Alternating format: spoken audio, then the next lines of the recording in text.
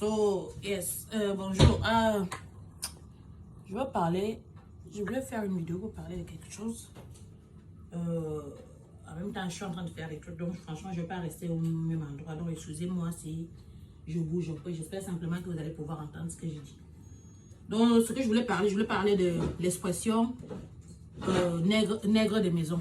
House nègre. En anglais. Je sais qu'il y a pas mal de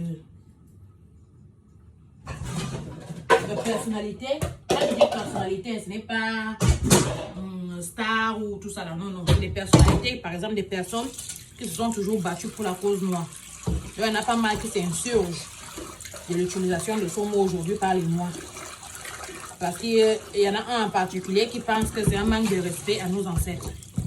Moi, personnellement, c'est une expression que j'utilise beaucoup. Pourquoi j'utilise cette expression?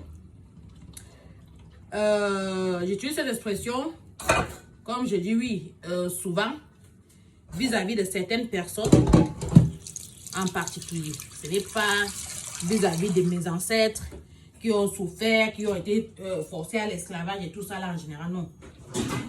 Déjà, c'est quoi un nègre de maison?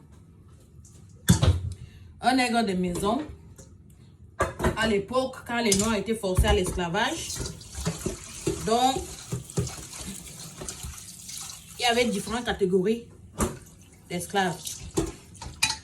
Il y en avait que ceux qui travaillaient à la plantation, il y en avait que ceux qui faisaient... chaque groupe de Noirs était attribué à des tâches très spécifiques. Entre autres, il y en avait qui travaillaient à l'intérieur de la maison. S'occuper de la maison, s'occuper des besoins du maître. Donc, il a été reporté que souvent, pas tous, mais ça arrivait que parmi ceux qui travaillaient à la maison, parmi ceux qui travaillaient à l'intérieur de la maison, il pouvait arriver que il y en ait qui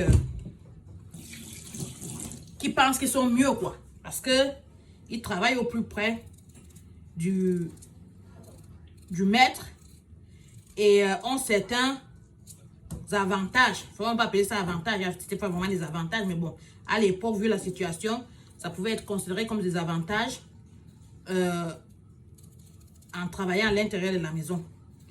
Et à cet effet, il y en avait certains que, pas qu'ils ne se voyaient plus comme esclaves, mais pensaient qu'ils étaient mieux, en fait. Pour eux, ils étaient mieux que leurs autres frères et sœurs noirs et forcés dans l'esclavage, que eux travaillaient dans la plantation et tout ça là, sous le soleil, la pluie et tout ça là.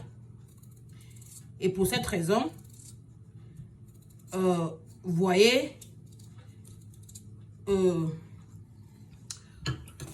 nourrissaient enfin des sentiments positifs vis-à-vis de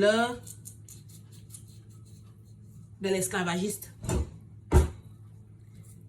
Et il arrivait que si par exemple il y avait un plan d'évasion par exemple, si cet esclave là, pas tous, hein, c'est pas tous ceux qui travaillent à la maison qui se comportaient comme ça, mais comme je dis, ça arrivait que si cet esclave apprenait, était au courant, pouvait aller rapporter ça à l'esclavagiste que tel ou ce groupe là ils ont prévu de s'évader comme ça à tel jour. Et un peu, je ne sais pas si vous avez regardé le film Django. Il y a il y a le noir là qui travaille qui travaille très proche de l'esclavagiste, malgré qu'il connaît toutes les choses horribles que cet esclavagiste fait. Quand l'esclavagiste est mort, il s'est mis à pleurer comme s'il pleurait son père. C'est un peu ce genre de choses que ça... C'est un peu... Voilà. Parce que c'est compliqué de comprendre que quelqu'un qui vous fait subir tout ça, qui fait subir tout ça à tes frères, à tes soeurs, tu puisses développer un sentiment positif quelconque vis-à-vis d'eux. Mais c'est ça. Donc, l'esclave de maison alors se comportait comme ça, croyait qu'il était mieux, pouvait même à certains moments rabaisser même ses propres frères sur leur situation, se moquaient d'eux, les regardaient de haut en fait. Donc il y en avait quelques-uns qui étaient comme ça. Et au jour d'aujourd'hui, pour moi personnellement, l'utilisation d'esclaves de maison fait référence à les personnes qui vont venir. Parce que souvent quand il y a des postes qui ont à voir avec la race ou avec avec les discriminations, avec tout ça là. Quand souvent on parle, quand je parle personnellement, il m'est arrivé la plupart du temps où j'ai eu à échanger des mots de manière assez violente. 99% c'était avec des noirs. Et ils viennent pas, ce n'est pas qu'ils viennent vous voir, ils viennent vous attaquer parce que ce que vous dites est faux. Parce qu'à aucun moment ils vont vous dire, ok oui, ce que tu as dit là c'est faux parce que la preuve c'est ça, jamais. C'est juste que ça leur met mal à l'aise d'entendre ce qui est dit. Ce qui est dit, donc ils sont mal à l'aise et par rapport à ça, ils essaient de vous attaquer pour que vous vous taisiez en fait. Parce qu'ils n'ont pas envie d'entendre ça. Soit parce qu'ils ont honte de cette partie-là de notre passé. Donc personnellement, je n'ai pas honte, je n'ai jamais eu honte.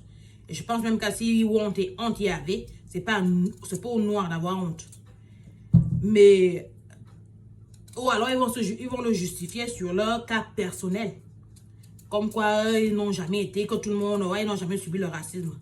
Ce qui est très très ridicule et très prétentieux parce que tu ne peux pas justifier ton petit cas personnel sur les millions de personnes qui ont eu à souffrir et qui continuent à souffrir aujourd'hui vis-à-vis de ces mêmes problèmes-là. Même problème par rapport à la race. Donc, voilà. Donc, ces gens-là, quelqu'un qui se comporte de cette manière-là, qui ne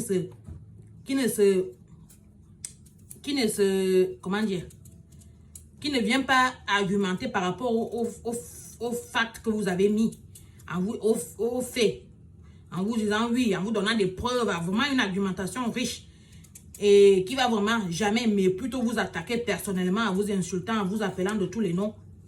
Pour moi, c'est un esclave de maison. Il n'y a pas de mal à avoir des avis divergents, pardon.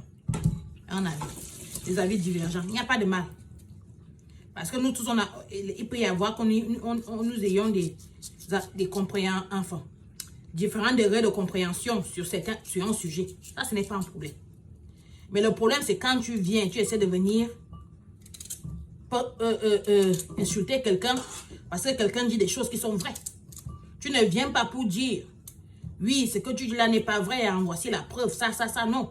Tu viens simplement pour attaquer ce que la personne dit parce que ça te met mal à l'aise ou parce que toi, tu crois que tu es inséré ou que tu as accepté. Donc, de la même manière, la personne ne doit pas venir dire certaines choses. Mais le problème, c'est que tout est relatif. Personnellement, je n'ai jamais été victime de racisme direct. Quand je dis racisme direct, ça veut dire en tant qu'adulte, il y a eu 2 situations où j'étais victime de racisme direct. C'était à l'école, au collège et puis au lycée. Ça s'est passé 2 fois. Mais en tant qu'adulte, je n'ai jamais été victime de racisme direct. Mais ça ne veut pas dire que ça n'existe pas.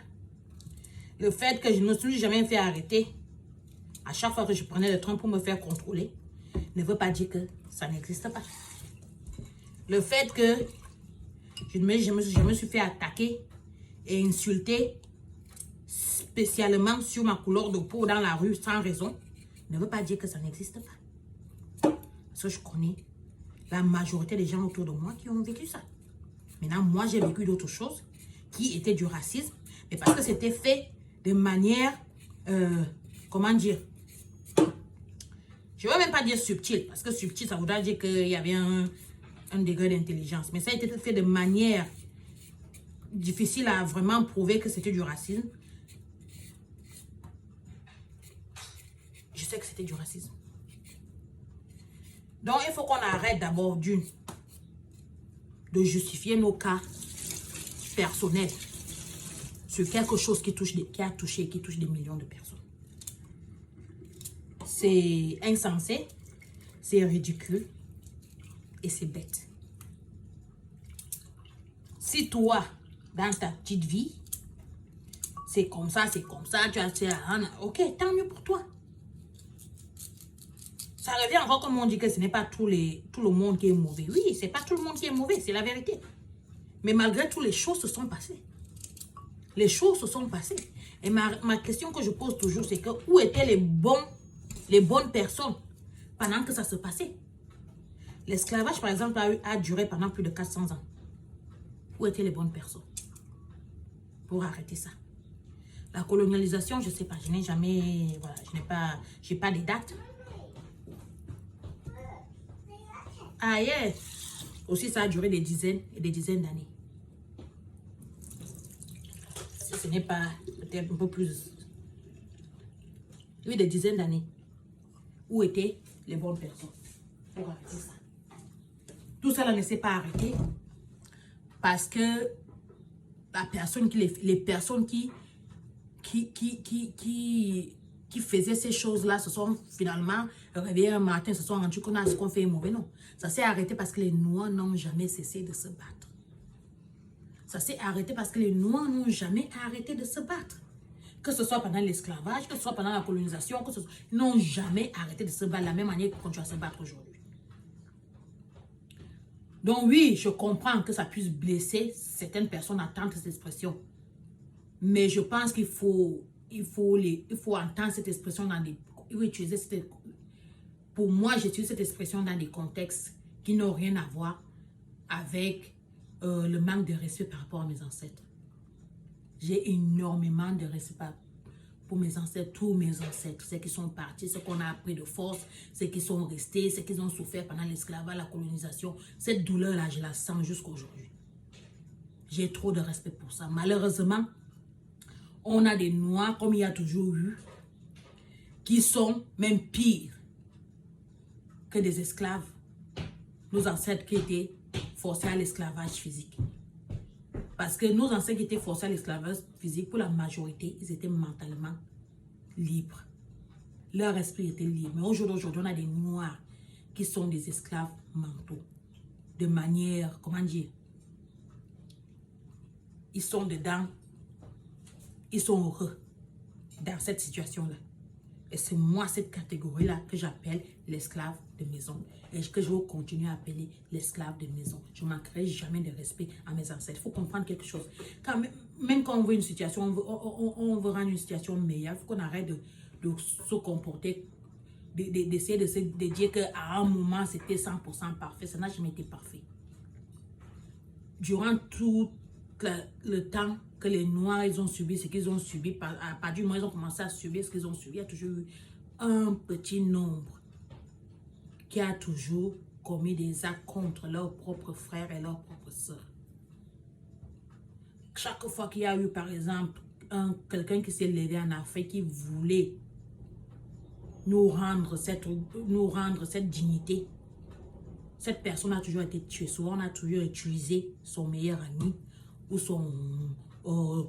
quelqu'un de sa famille ou quelqu'un, par exemple, qui faisait partie du même parti politique que lui. On a toujours utilisé nos propres frères, moyennant l'argent, moyennant des promesses de pouvoir.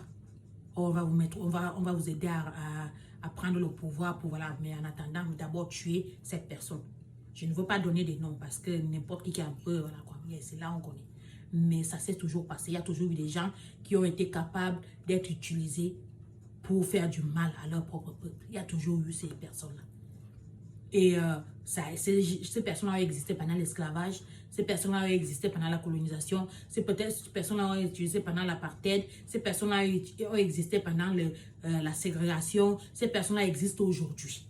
Elles existeront toujours. Et il faut vraiment avoir ça en tête, parce que si on a ça en tête, on va faire attention à qui on a à côté de nous. On va observer la personne qu'on a à côté de nous, que ce n'est pas toutes les personnes qui sont à côté de nous, parce qu'elles ont la même couleur de peau que nous, que ce sont nos frères. Non. Et j'ai toujours dit que ce qui est sûr, c'est que l'Afrique va sortir de là. Mais dans le chemin de sortir de là, il y en a beaucoup qu'on va perdre. Ça, c'est quelque chose qu'on doit accepter. Il y en a beaucoup qui seront perdus. Peut-être que je ferais partie des perdus, de ceux qui on va perdre en cours de route. J'en sais rien, mais il y en a beaucoup on ne pourra pas sauver tout le monde. En fait, c'est ça. En fait, on ne pourra pas sauver tout le monde. Parce qu'il y en a déjà qui ont, de manière consciente ou inconsciente, choisi où ils étaient, quel camp ils étaient. Et c'est ça quelque chose qu'on doit vraiment garder en tête. Parce qu'aujourd'hui, plus que jamais, ça va être d'actualité. On va utiliser nos propres personnes, nos propres frères, on va les utiliser moyennant différentes choses, moyennant l'argent, moyennant la promesse de pouvoir, moyennant différentes sortes de choses. On va les utiliser contre nous. Donc, nous devons vraiment ouvrir nos yeux et nous devons vraiment être très vigilants par rapport à ça. On n'est pas en guerre contre quelqu'un. Je veux dire, l'action que nous menons, c'est l'action de liberté. Une liberté pour une fois. On va être libre. On va être libre en Afrique. Être libre de disposer de notre continent comme on le veut, comme on l'entend dans tous les sens du terme. Politiquement, financièrement, matériellement, tout ce qu'on a, on veut être de nous-mêmes, nous disposer de nous-mêmes et de notre Afrique de la manière dont on a envie de le faire. Et dans ce processus, il y aura des gens qui seront là, mis là exprès pour ralentir ça le plus possible ou pour finir ça, pour que ça ne se passe pas. Donc, ouvrez vos yeux. Moi, c'est ce que je voulais dire. Donc, pour moi, c'est mon explication de l'expression de nègre de maison. C'est moi dans ce cas-là, dans ces cas spécifiques que j'utilise cette expression et que je continuerai à utiliser cette expression. Tous nos ancêtres, tous les ancêtres n'étaient pas des saints. Et d'abord, l'expression ancêtre, en réalité, ce n'est pas tout mort qui est un ancêtre. Ça, c'est un autre sujet pour un autre jour, mais on utilise souvent ça de manière générale, les ancêtres, parce que non, tous les morts ne sont pas des ancêtres. On a des morts, on a des gens qui sont morts, nos aïeux, et puis on a des ancêtres. Les ancêtres, c'est une catégorie très spécifique. Ça n'englobe pas tout le monde qui est mort. Ça englobe des personnes très spécifiques. Donc, voilà. C'est tout ce que je voulais dire. Donc, je vous souhaite une bonne journée. Voilà. Profitez de la vie.